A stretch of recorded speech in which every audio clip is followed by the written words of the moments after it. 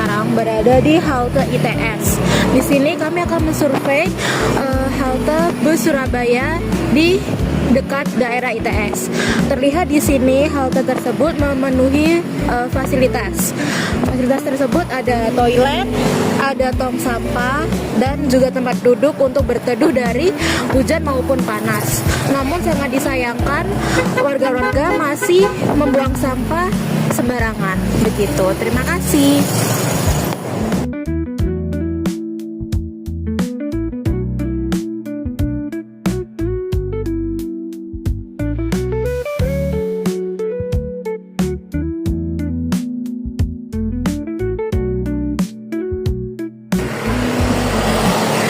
Baik teman-teman, kami sudah ada di bus stop halte kedua kita yang berada di depan Universitas Hang Tuah swasta. Nah, di sini terlihat bahwasannya bus stop kali ini fasilitasnya tidak memadai, seperti tidak adanya toilet maupun tempat sampah. Sehingga banyak penumpang yang misalkan kebelet malah larinya ke dalam sungai, kan tidak lucu ya teman-teman. Terus yang kedua, terlihat di sini tidak ada rute yang mana pengguna akan kebingungan karena tidak adanya rute tertulis. Hanya melalui digital saja, banyak orang tua yang tidak mengetahui digital. Terus terlihat di sini juga ada banyak iklan-iklan yang tidak bagus ya guys, tidak estetik, sehingga terlihat kotor, terlihat tidak terawat.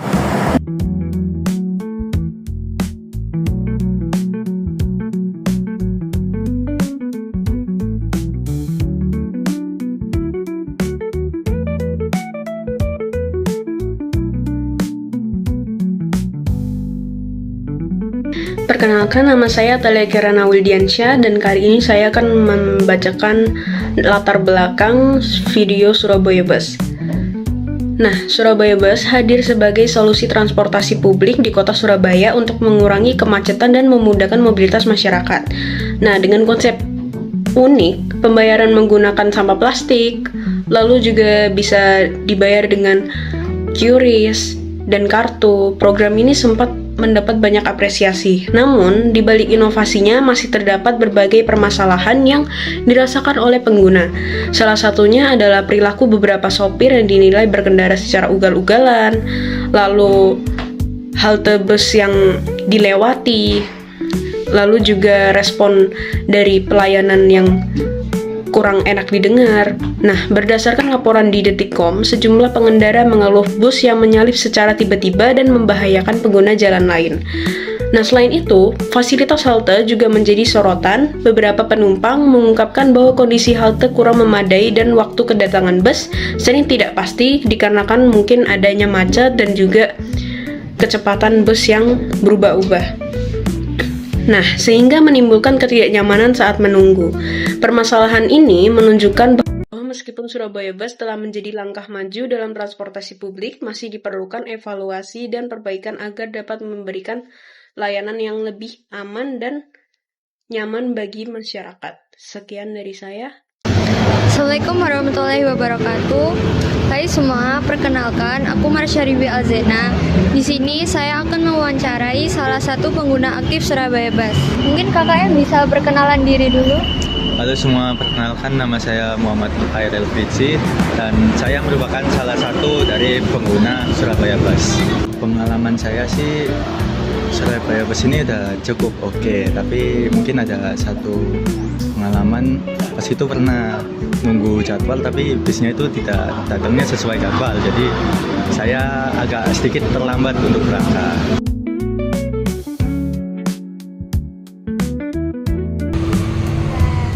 Nah, dalam tahap implementasi ini kami melakukan observasi melalui wawancara mendalam terhadap perilaku masyarakat Surabaya yang menggunakan ruang publik dan transportasi. Fokus utama kami tertuju pada pengalaman pengguna Surabaya Bus, di mana ditemukan adanya kesenjangan antara ketersediaan layanan dengan kenyamanan nyata di lapangan. Mayoritas responden mengeluhkan waktu tunggu armada yang melebihi 5 menit, serta kondisi halte yang seringkali panas, sesak, dan minim informasi jadwal yang transparan. Keluhan ini semakin nyata ketika kami melihat faktor pendukung lingkungan di sekitar kawasan padat.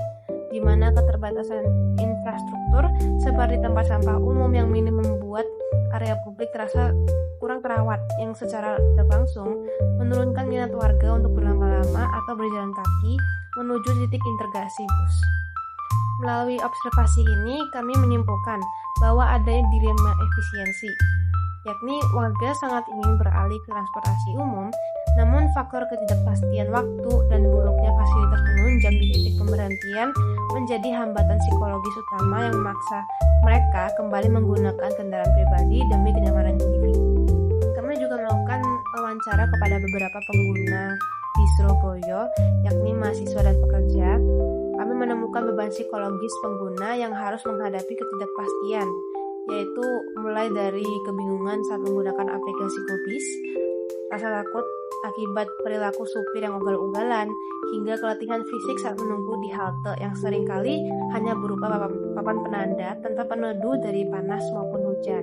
Keluhan mengenai bus yang terlalu lama dan jarak halte yang jauh menciptakan dilema besar bagi responden, yang akhirnya memaksa mereka beralih ke ojek online yang dianggap lebih praktis dan cepat meski secara biaya lebih tinggi.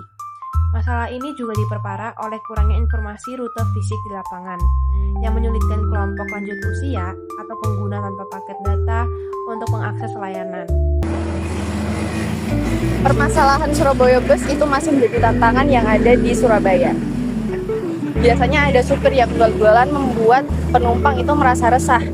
Masalah lain itu ditunjukkan melalui rute bus yang masih belum ada atau belum tersedia di beberapa halte yang ada, seperti contohnya di halte di depan kampus Hang Tuah Surabaya.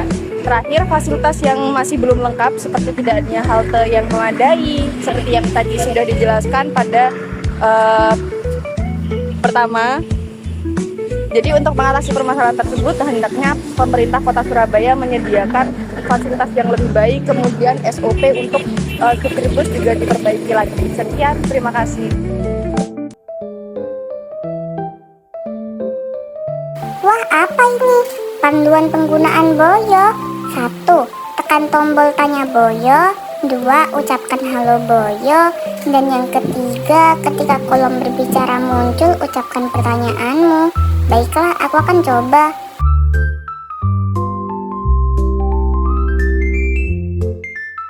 Halo Boyo, bus dengan tujuan ke Perpustakaan Surabaya kapan ya datangnya? Bus kamu akan tiba pukul 08.00 pagi, 3 menit lagi. Oh begitu ya, baiklah aku akan menunggunya di halte bus.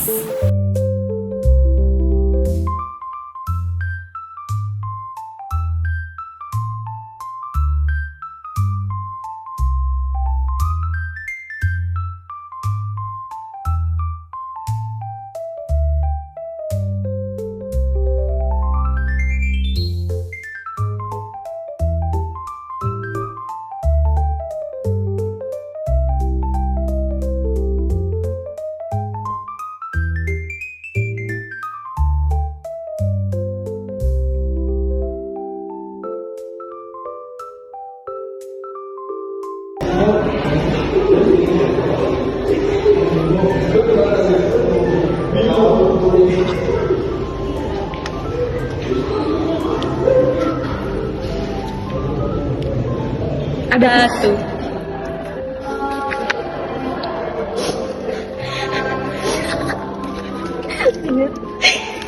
Oke, nah.